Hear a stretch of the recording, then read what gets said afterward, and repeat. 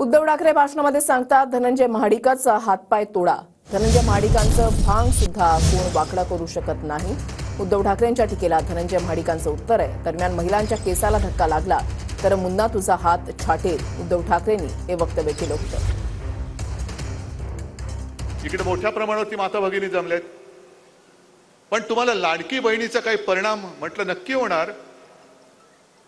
मग ते बघायला लागले, मग तुमचं कसं होणार म्हटलं, नाही परिणाम असा होणार आहे की सगळ्या माता भगिनी चिडल्यात। आता 1500 रुपये देऊन त्यांना असं वाटतं की जणू काही सगळ्या महाराष्ट्रातल्या महिला ह्या आपल्या नोकरच झालेल्या आहेत। जातील कुठे, पैसे देतोय तुम्हाला, पण यांच्या केसाला जरी धक्का लागला तर मुन्ना तुझा हात मी जागेवर ठेवणार नाही, छाटून टाकीन।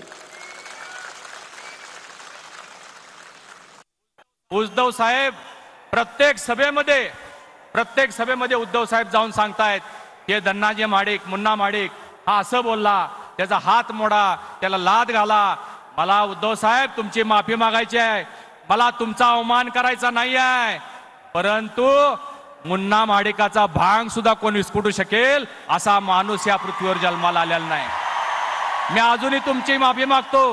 हा मला तुम्हाला इशारा द्यायचा नाही, पण तुमच्या वक्तव्याचा गैरअर्थ काढून कुणी त्याचं भांडवल करू नये म्हणून आज मला हे बोलण्याची पाळी आलेली आहे।